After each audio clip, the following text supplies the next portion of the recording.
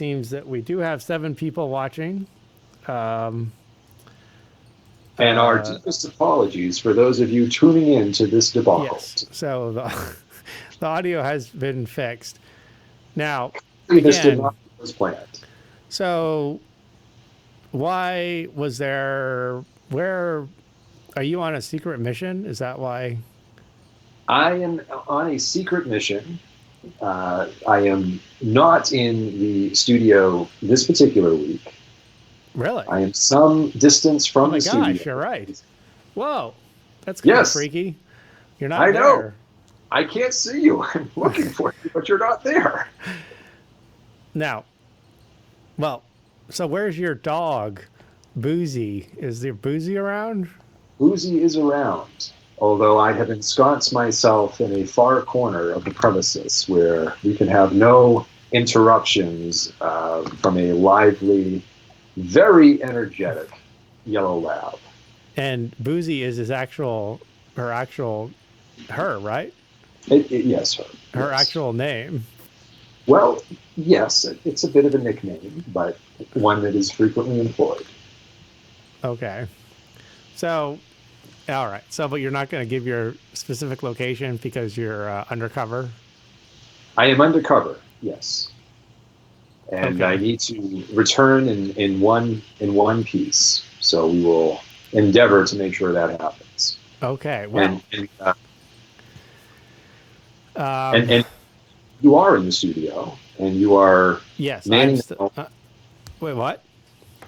You're Now, manning the helm on the home front. now my headphones are acting funky. Wait.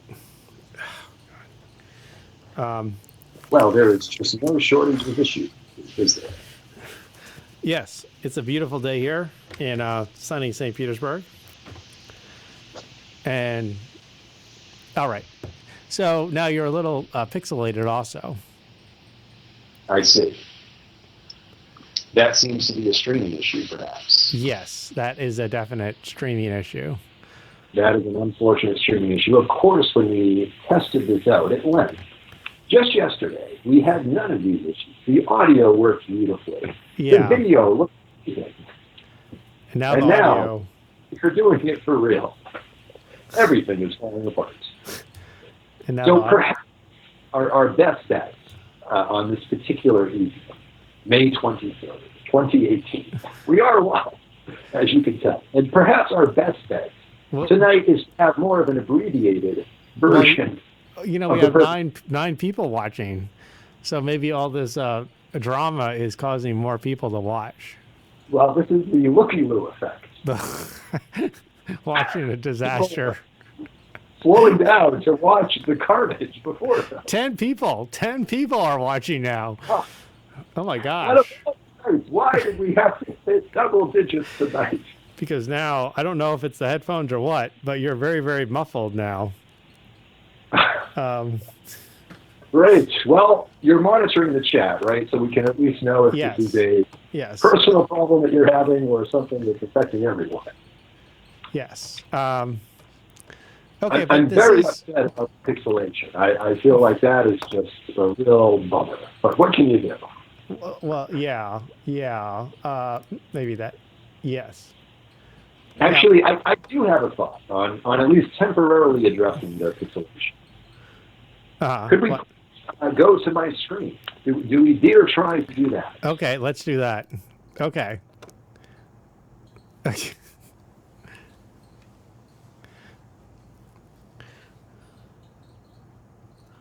No.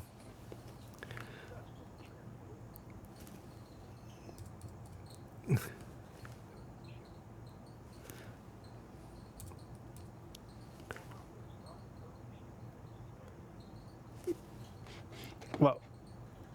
No. Yes.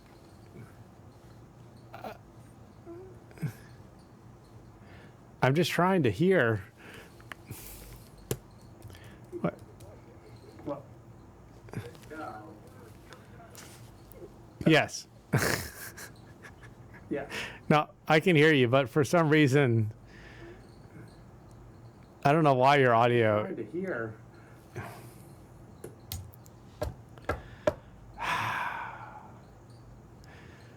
It's amazing. But we are really doing things that were really pretty taxing.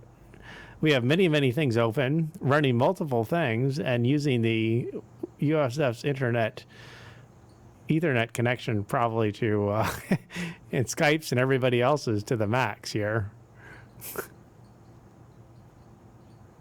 We probably are.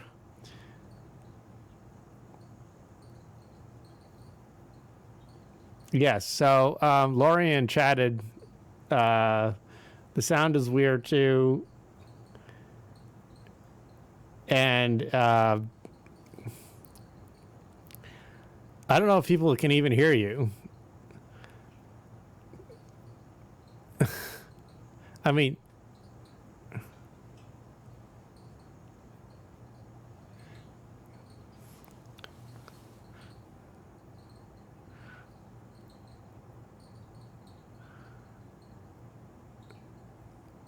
yes.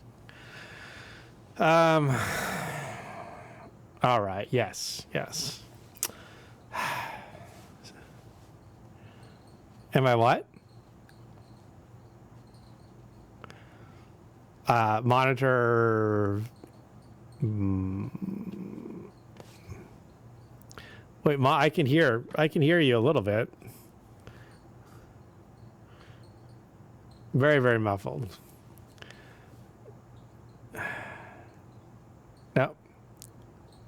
No. Now I think your audio went dead again. Say something. Yep, your audio went dead again.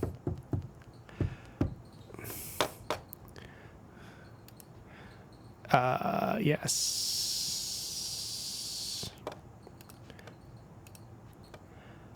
And I know it's not anything on my end because everything is configured, so it should be working.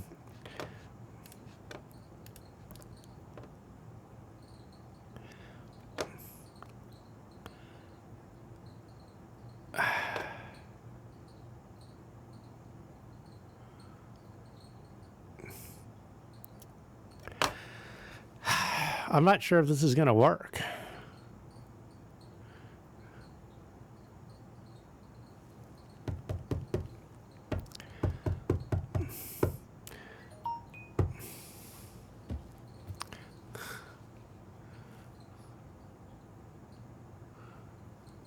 Oh, getting a new battery for the mic. That may be the problem. Okay, so for all those listening who are still with us, Casey is going to try to get a new battery for the lavalier mic. That may be the issue. His battery may have gone dead.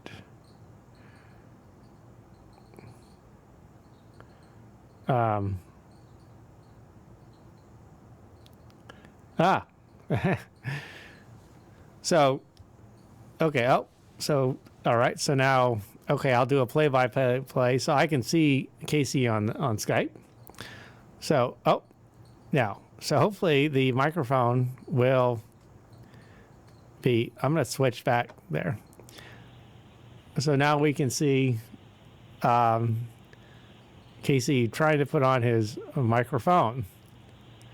There may be a slight delay in terms of the okay, so now yes. So let's see what happens here. Oh. Okay, hello. Yeah, that did not seem to fix it. That did not seem to work. All right. Yeah. You can't hear me then, right?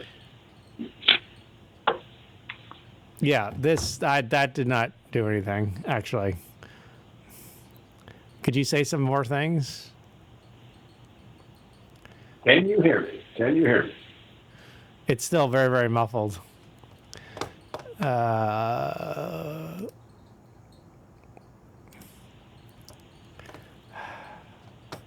Yeah.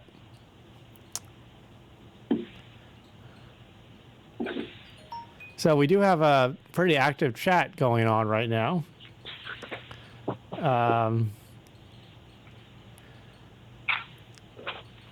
So again, your audio is not, does not appear to be working.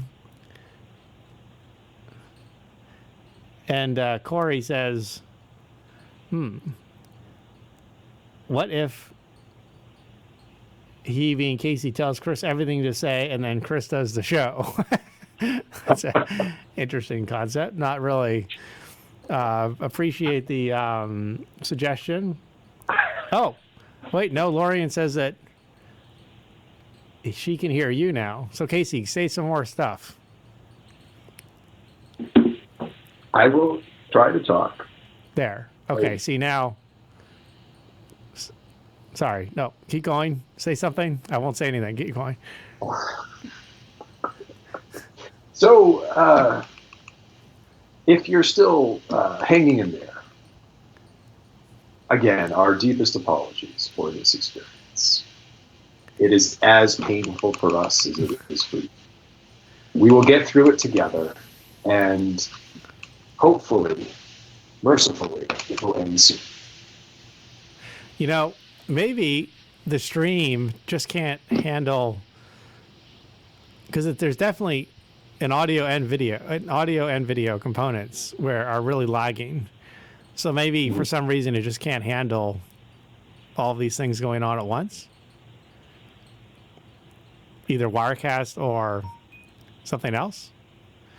Now you are the network and programming expert. So what is your opinion about this? All I know is it worked yesterday. It's not working today. So that is rather unfortunate. If the audio is working, and there are some signs that that may be the case, why don't we switch back to our lovely PowerPoint here? Okay.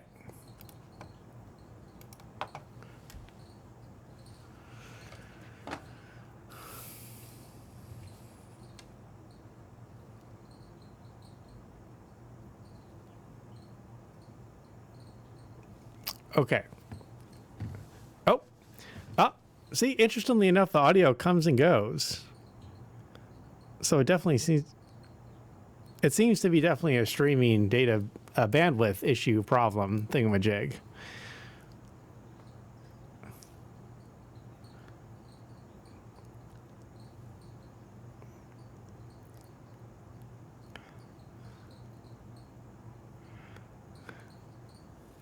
Yes, this is disturbing. I am disturbed also because this is quite frustrating. And for all the people out there, it really, we tested this yesterday and it was working fine.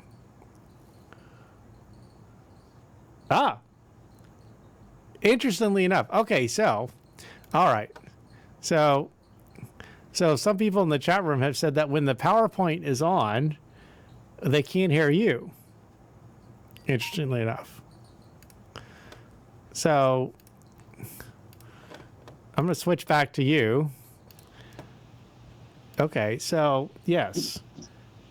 So both a few people, Juliet in the chat room says when the PowerPoint is on, we can't hear Casey. Mm-hmm. So now you're on. Now that's a Wirecast issue, is it not? Well, but you see, okay. And again, Lorian chatted, it works when it shows Casey, not PowerPoint. But what's odd is the audio is set. Well, let me try one other thing here. Let me try one other thing. Okay.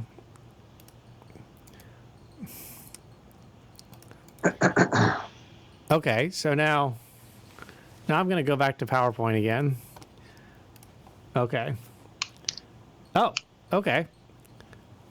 Okay. So I think that may have worked now. I think that was something happened in Wirecast, but it seems to have been fixed. Yes. Okay. And how are things going now? Well, actually, the audio is getting better. So this definitely seems must have been a bottleneck with the bandwidth streaming. So that definitely seems to be a streaming issue. Okay. And so we're on the slides, and my voice continues to be heard.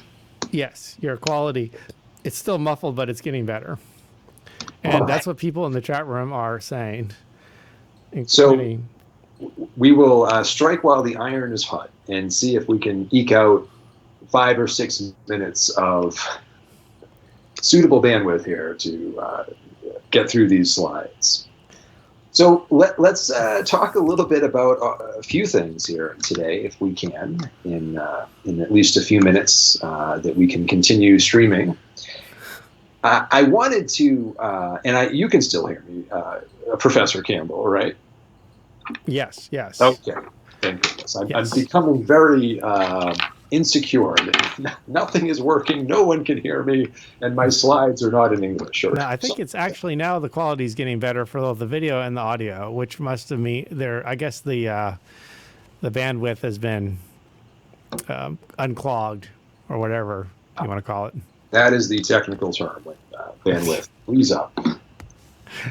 So we've been talking this week in our discussion in the course about an interesting question, which is what responsibilities do we have as bloggers? Should I switch back to you, or do you want to go to the stay on the PowerPoint? Let's sure, let's switch back to Because it is working now. Okay. And thank you everyone for weighing in the chat room and giving us some feedback on how it's going. That helps a lot as we do this real-time troubleshooting. And it's good to know that the audio is a little better, and hopefully the video is not terrible, but I'll settle for good audio at this point. So, Professor Campbell, you for some time have been considering launching a blog. And unless I'm out of the loop, which may well be, I don't think you have officially launched the blog yet, although one may say you're close to doing so. Yes, I have been, reviewing the different, yes, I have. Yes, using different themes. Specifically. Let me turn the question on you in that case. And it's because your blog, as you've conceptualized it so far, I think, is one that would be focused on filmmaking, broadly speaking. Well, actually, yes. Or perhaps no. Yes. Well, actually, I'm working on the 2 blogs now, because I was it was that particular, the personal blog, which also about the filmmaking and the analysis of films quantitatively, statistical analysis of films, not only for personal but also for possible research projects, but also using that, creating the blog webpage site for the class that I was planning to do for the last class last semester, but realized that I should have given myself more than 2 weeks to set it up. So it did not quite work. So at this point, you are collecting blog topics or blog ideas.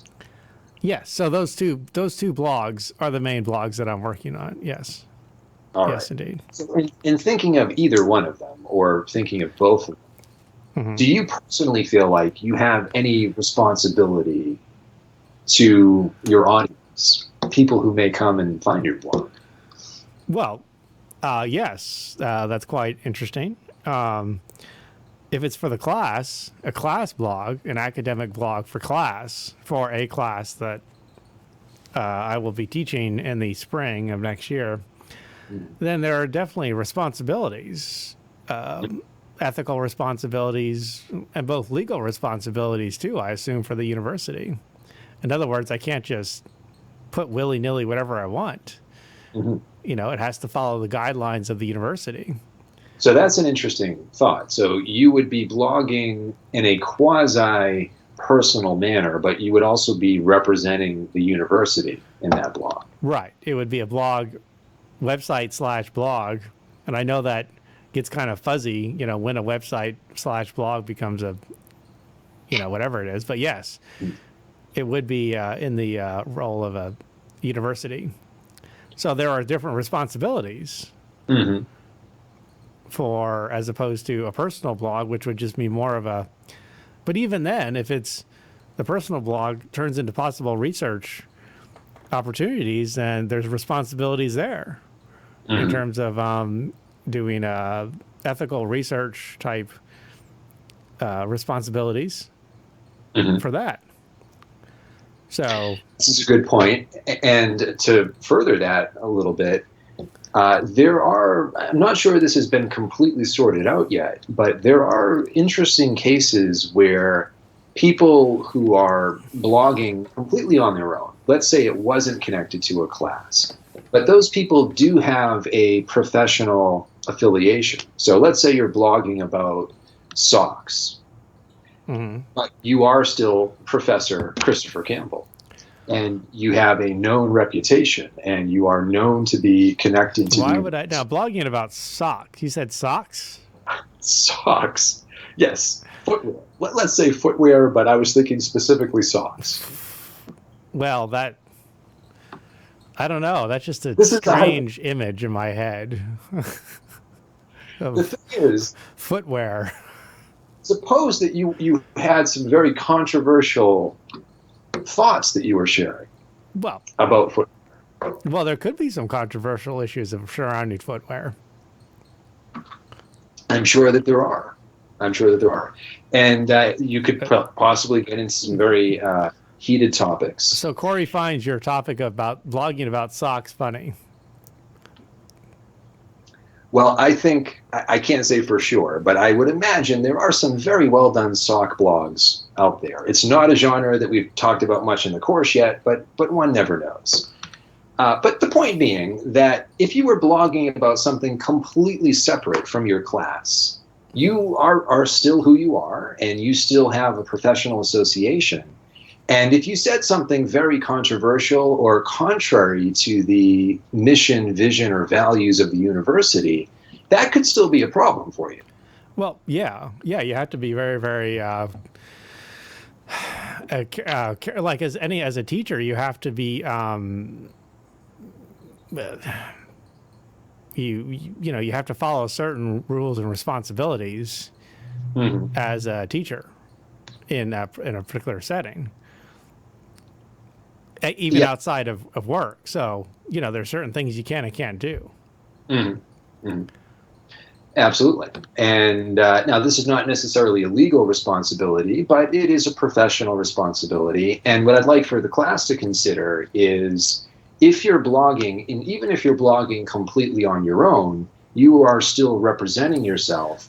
And ultimately, you may be representing different organizations that you're either working for or affiliated with. And so we have to consider how those connections may influence exactly what we can and can't say. So this sock topic has actually gotten quite a lot of traction in the chat room. So, so we have people are Googling this sock blogs. Sarah is Googling a sock blog. She says she's Googling it. Okay. So I guess that's good. All right. So everybody's on it. We're going to do a little research here. Yeah, there's people. Yeah. So as the people are doing this, I'm sure that they will chime in the chat and tell us what they find. All right. And I really feel like, I know you have 2 blogs that you're considering starting, but really, couldn't we add a 3rd one to the mix? That's all I'm saying. Well, yeah. Yes. Here's thesockreview.com. Juliet has found one. Okay. I think everyone's well, this is okay. I'm sorry. The chat room is ablaze with sock blogs. All right. Well, reeling it back in, why don't we switch back to our PowerPoint? Yes. And what I thought we could do, we have a really interesting discussion underway in our forum this week in the course. And what I'm finding very interesting is when we approach this question, what are our responsibilities, we're finding all kinds of different answers. And what I've tried to do is sift through all the responses so far and come up with a definitive list based on the conversation. And from my reading, I found 15 different things, at least, that students in the class feel like are potential responsibilities for bloggers. And I'd like to go through the list here and just say a few things about each item and then take a step back and see how this feels to everyone listening in. And Professor Campbell, we'll get your take on it as well. So some people want to. I'm sorry. Someone says that they want to change their blog topic to be socks. Well, that's. Are you looking at the chat too? I am now. Yes. Once I realized there was an effort underway to research sock blogs, I also found myself transfixed on the chat. So that could be an interesting thing. All right. Okay. So the first idea, the first responsibility that came out in our Canvas discussion was to be authentic, to be real, and to be raw, or to be unfiltered. Yes, that's. Oh, okay. Can I switch back to you, or do you want to? No, let's stay here for a moment. All right. So yes, I'm gonna clip through these at a pretty good pace. Oh, okay. Yes, definitely. People like real. Yes, you have to be real and authentic. That's absolutely true. People really can see through that if you're not, and I think that really offends people, or it bothers people. So yes, it's that personal touch. And I think that people feel for blogging, and I think this is a good idea, we have a certain latitude that we may not have if we're publishing with a more traditional publisher, where we have to adhere to not only their style book and their editorial standards, but their voice and their brand. And often, not always, but often if we're blogging, we have more autonomy, and we can use that autonomy to really hone our own unique voice. And I think that capitalizing on that is a really good idea. Mm-hmm. And I like the framing of that it's kind of a responsibility to at least consider how much you can go in your own direction and develop your own voice. So I like that idea a lot. Mm-hmm. A couple of other ideas that came out, a couple of 15 other ideas. Writing what you said you would. A lot of people had a version of this. A lot of students in the class said, if you're promising to talk about tube socks specifically, and that may be a subgenre, then tube socks are quite uncomfortable. I'm not a fan of tube socks. You're not a fan? Well, no, because they're not very comfortable. I'm actually very particular about my type of socks that I wear. I think that may be a matter of perspective, but okay. Well, you see, I'm being real about my sock choices. Yes, you are. You are being real and raw. And so you have fulfilled your first obligation. Because if the socks are too tight at the top around your ankles, then they constrict the blood flow, and it's not good. It's uncomfortable. You know what? I actually cannot argue with that. That is a sound point. Another point from our discussion is to give credit where it's due. And I don't know. Do you have a? Well, let me put it this way. I haven't disclosed my location yet. Do you really think I would disclose whether I had a secret stock? I mean, that's... You could go under a pseudonym. It could be under a pseudonym, a different name. True. There could be an alias behind that. The third point here we have up on the screen, I like this one a lot. This is a really important thing to consider, and that is to be very generous in giving credit. And we can think about that different ways. Very important to think about bringing other people's words into our blogs and, of course, quoting them and attributing them. But beyond that, we can bring in social media posts, we can embed tweets on our blogs, we can paraphrase, we can give credit to ideas or inspiration. Mm-hmm. And there is not only nothing wrong with that, but there is a lot to gain from doing that. One could argue there's an ethical element to this, if not a legal element. Well, yeah, It especially also for makes sense. especially if you're doing like academic research or something like that. You know, Mhm. that's critical that you do the proper citation and give credit. And it also is about transparency, right? Being upfront about where our information is coming from. So, do you wear a sock inside out? Do I? I don't think you wear socks inside out. I try not to, although in the course of my life it may have happened once or twice. I actually Oh, do, although boy. sometimes depending on the type of sock, actually. Hmm. But, anyways, All right, point number 4, publishing consistently. This is a great point for us to think about. And it comes back to the idea of fulfilling the promise that we have. Maybe we should come back to it for a moment. This is yeah, a very boring slide. yeah. What? I don't know if the video is any better. How does the video look Well, for it's you? much better when they're looking at you because then it's looking at a PowerPoint that's not nearly as exciting. True, but a pixelated version of me. Nobody wants that. Anyway, publishing consistently. A couple of folks honed in on this, and it's a really important point for us. It gets back to Oh, the idea of fulfilling a promise and delivering not just when we feel like it, but when our audience has come to expect it will be there. That's yes. really important to not only maintaining our credibility, but Mhm. building up a following over time. It's really hard to bring people around an idea online if it only happens once or if it only happens sporadically. That's a very good point. In fact, sometimes, and that's a way of branding too, because people get if like there are certain photography blogs and bloggers that everybody knows about simply because they're always posting something, just by sheer amount of posting and consistent posting. Mm-hmm. Um, oh, so Corey or someone suggested that you bring up a sock puppet. Mm. Sock puppets. Okay. Sock puppet. You have a sock laying around that you could use as a make a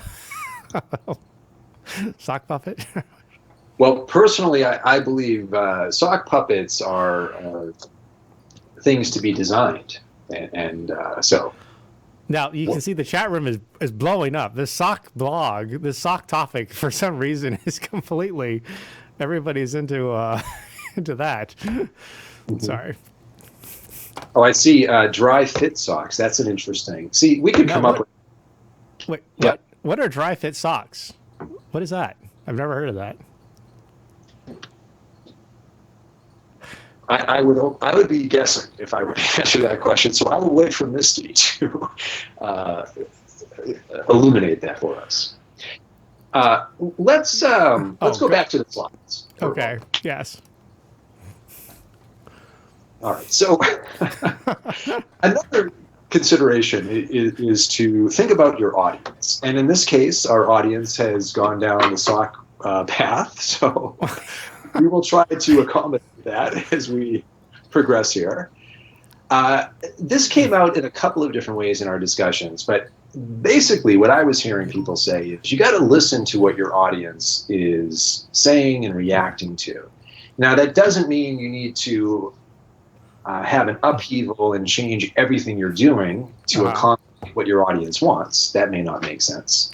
But if it does make sense and if it fits with your broader mission, responding to audience feedback is absolutely crucial. And I think that's a really great point. Well, yes. Consider your audience. Most definitely. Yes. Well, yeah. Yes. And actually, I was gonna. Well, let's see. And it seems like. What am I trying to? Never mind. Now you're leaving me hanging. I feel like you were going to make a really profound point. No, it's not profound. It was just that someone's. Well, are you looking at the blog? I mean, are you looking at the comments, the chat? Okay. Uh-huh. Well, I see.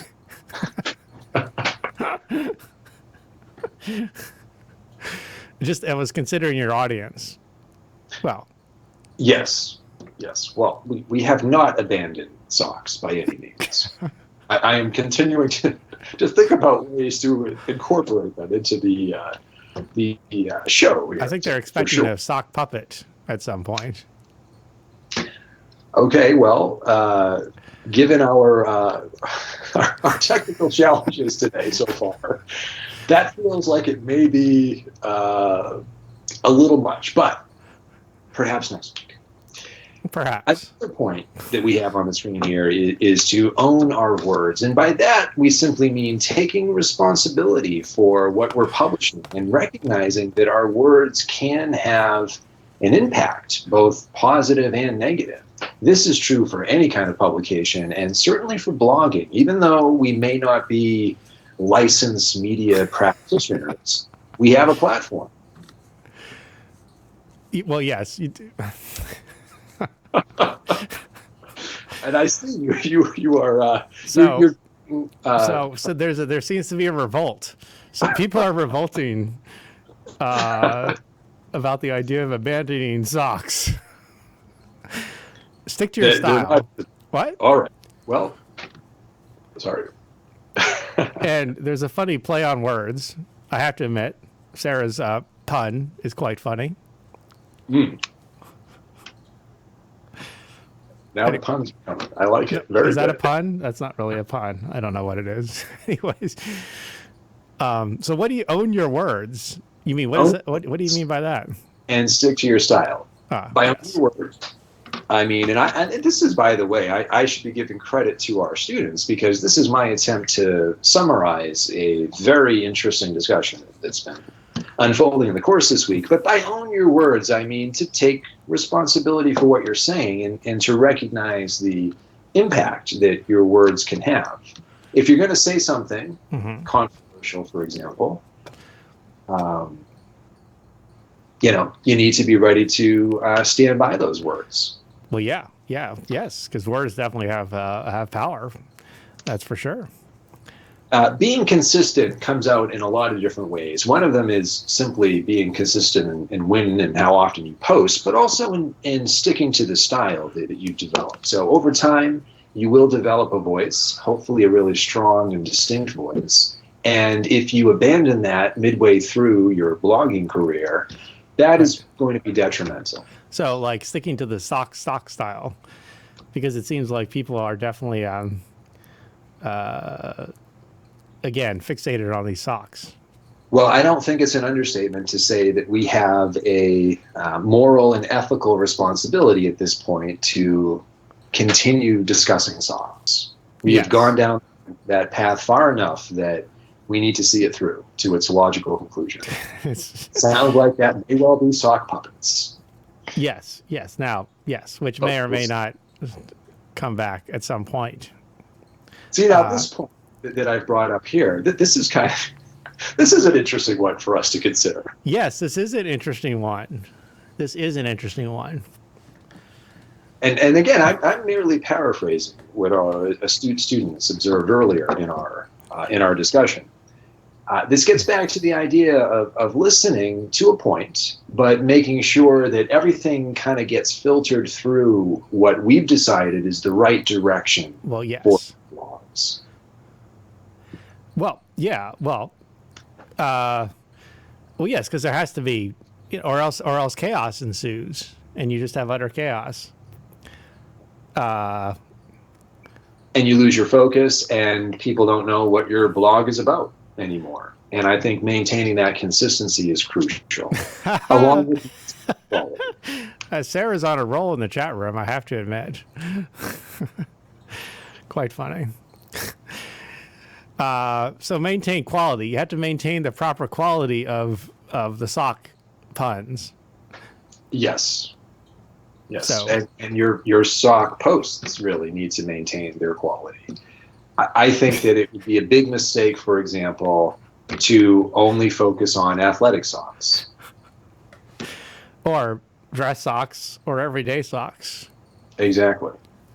Exactly. And I think that if you weren't spending at least some of your time talking about life without socks, or, Chris, a topic that you could definitely blog about at length is wearing socks with sandals. Okay, well, should I? Okay, well, I suppose yes. Yeah. Well, yeah, because I don't. I mean, that's a controversial issue, but I feel like we have something to bring to that. So I think these students are conspiring against us. It appears. They have figured out how to take over the show. Take over the show. My This God. is we need to. I think we need to somehow assert our authority. Maybe, or I don't know. But accuracy is key. Yes. Accuracy is key. Let's get a few more up here. We talked about this. You today. see, now there's a thing about wearing socks with sandals. Yes, because I don't want people looking at my feet. I mean, it's just. Hey, I think that's valid. That's completely valid. And besides, you got some nice socks that go with the sandals that actually I think are quite fashionable. Mm-hmm. I mean, some socks that you wouldn't wear with sandals, though. Actually, I've never worn sandals without socks. But are there some socks that are not up to par that you would consider wearing with shoes, but you just don't feel like they would be worthy of wearing with sandals? I suppose, yeah. I guess I just have it's just one of my phobias about, well, I'm not harming anyone, and considering potential harms as the next point. Mm-hmm. Mm-hmm. I don't think I'm particularly harming anyone by wearing socks with sandals. I don't think so either. It appears that this is a lively discussion, and there's a quite heated, very strong opinions about wearing socks with sandals, according to the this is chat how room. These blog topics can become very divisive and very heated. Well, yes. And, very emotional too. Yes, see, actually, you see, supposedly I'm harming someone already. I'm harming their eyes by never wearing. Well, I think that may be an overstatement. I think there's a little hyperbole going on there. Perhaps a little bit. All right, so let's round out the list here. Do research and attribute your finding. We actually talked about that. You were discussing scholarly-based blogs, but you know what? Even a blog about a seemingly pedestrian topic, socks, you could still do some research. Personally, I would like to know what Fruit of the Loom has done. Perhaps they've done some market research. Did they do socks? I thought they just did T-shirts.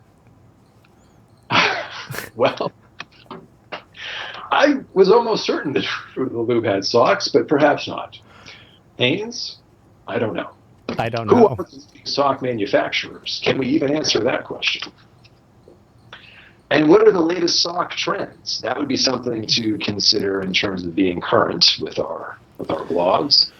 I think the new trend, I think I'm going to start the trend of wearing socks with sandals. I think that is the new trend. That is the new trend. But I think if you're going to do that, you really need to decide which of your socks in your collection are really up for the job. Well, yes. So we're being told to stay on the sock topic, please. Know your audience.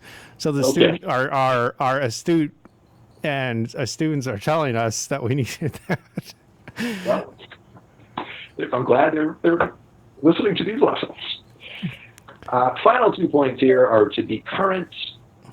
Final 3 points: to be current, to be good, and finally, don't commit libel.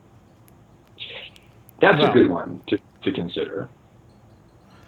Now, some people say that my wearing socks with sandals will never never become popular. I disagree. I disagree. You know, that's not a flag. That's not a bad blog. Bad. I can't even talk. What? So what exactly Well, is libel? that's a good question. So libel is something that we do definitely want to be mindful of as bloggers. Libel would be making a knowingly false and harmful statement about someone who is alive in writing. So that's kind of the precise legal definition of libel. Uh-huh. And libel is relatively difficult to prove in a court of law because all of these elements have to be in play, including the intent piece. So you can't accidentally libel someone. There has to be malicious intent behind it. So then someone just commented that libel is saying socks with sandals is okay. Well, that is a provocative statement, but it's not a libelous statement because we have not said anything that is both untrue and defamatory against a living person. So my reputation is not being harmed by saying that socks with sandals is okay. Correct. Now, on the other hand, let's say that I decided to start my own blog, which is commentary about your footwear. Yes. Suppose on this blog, I repeatedly made posts about how hideous your feet looked when you wore socks with sandals. Clearly, this is not true. But beyond being not true, perhaps it is also damaging to your reputation. Yes. Perhaps in this blog, I'm actually saying that you are a much less effective teacher when you wear sandals with socks. Right, because people cannot concentrate. Throughout in the classroom, that your students can't even focus, and you've become negligent in your professorial responsibilities. So, yes, some people are saying that my reputation is absolutely at stake.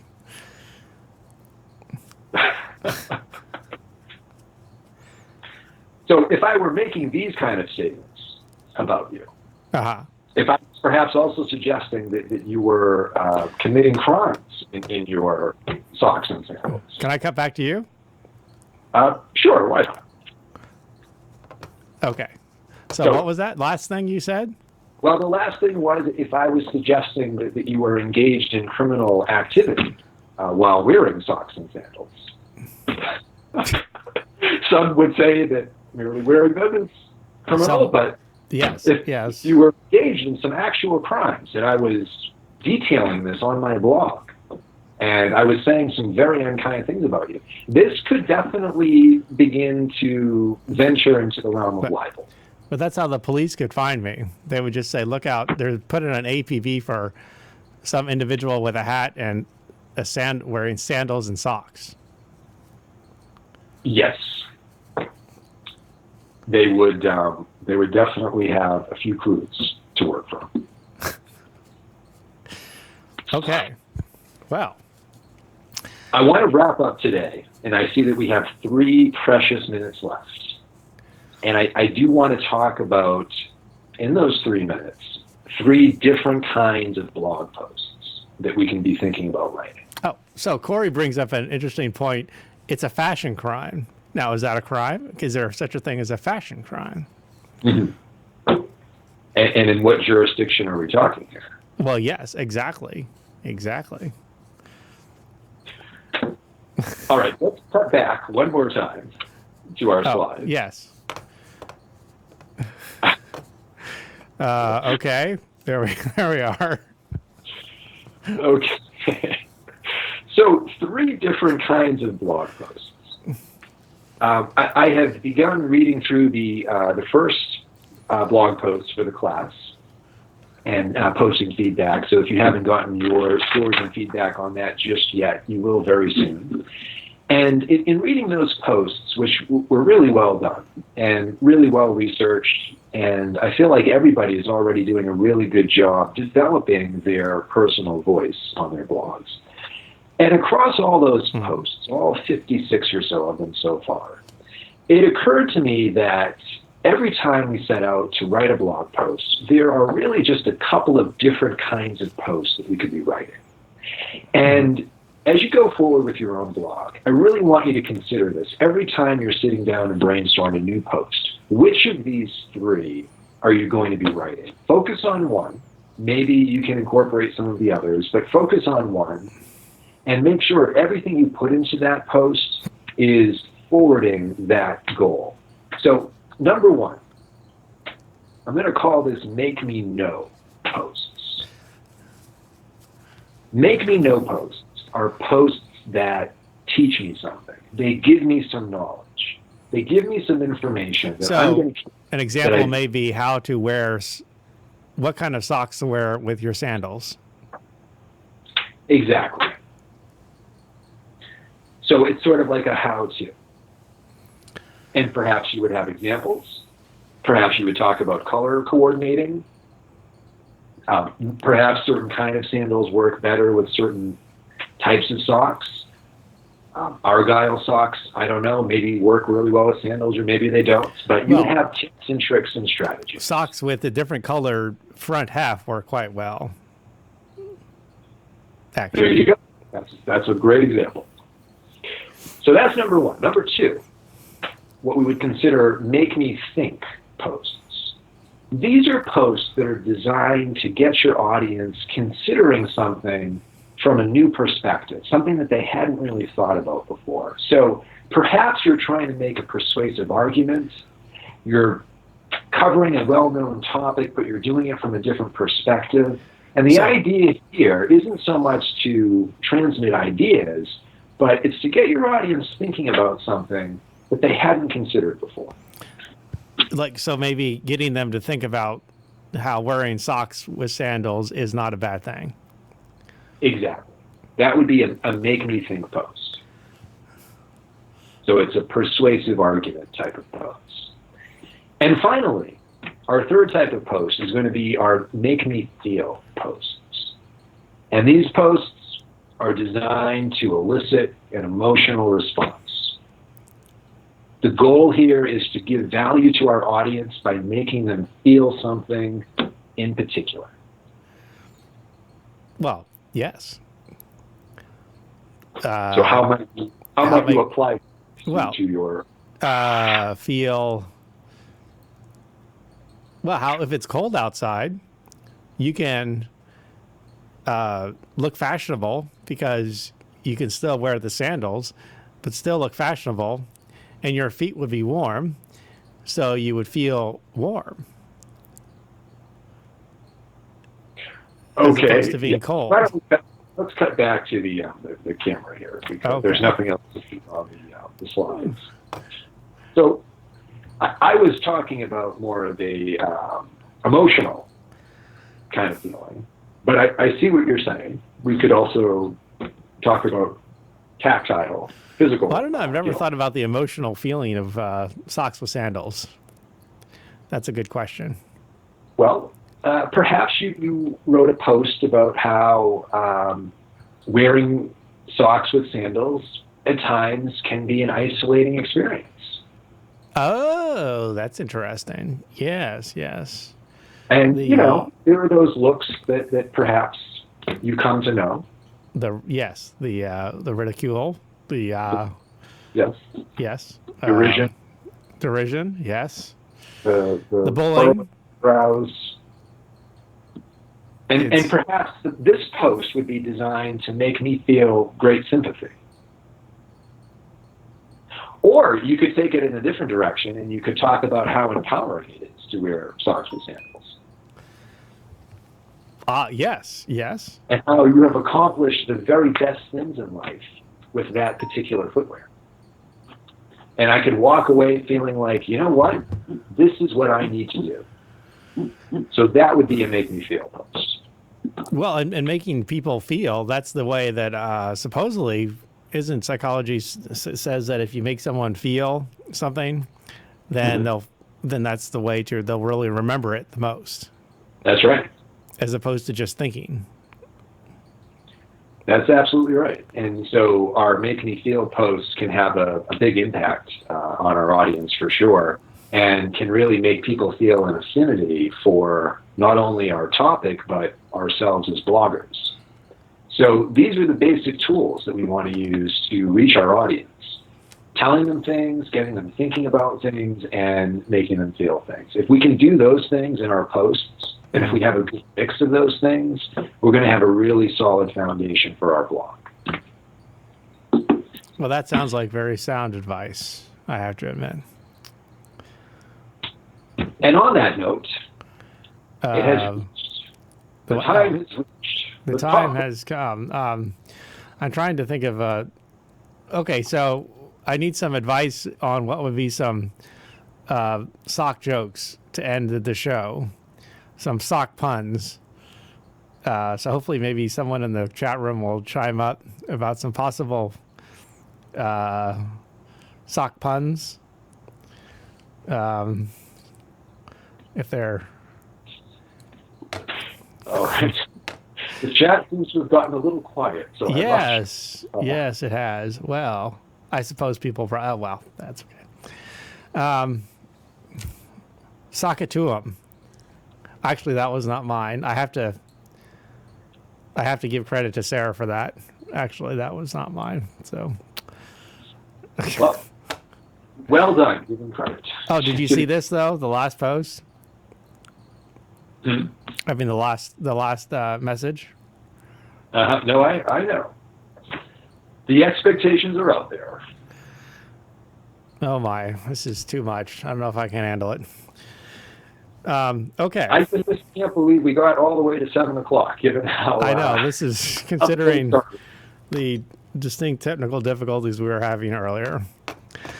Thank you again, everybody, for bearing with us and sticking with us through all of that. Oh, no, I got that wrong. I'm sorry. The attribution was not Sarah. That was Corey. Oh. So that was my mistake. Very, very sorry about that. Sorry for the lack of getting the... Sorry, Corey, for not crediting it properly. Anyways. It is important to acknowledge our mistakes and to transparently correct them on our blogs as well. So thank you for demonstrating that in our waning moments. Yes. Okay. So now, okay. So then what? Just go to the outro? We'll go to the outro. Thank you again, everybody, for hanging in there with us, and we'll see you next week. Hopefully.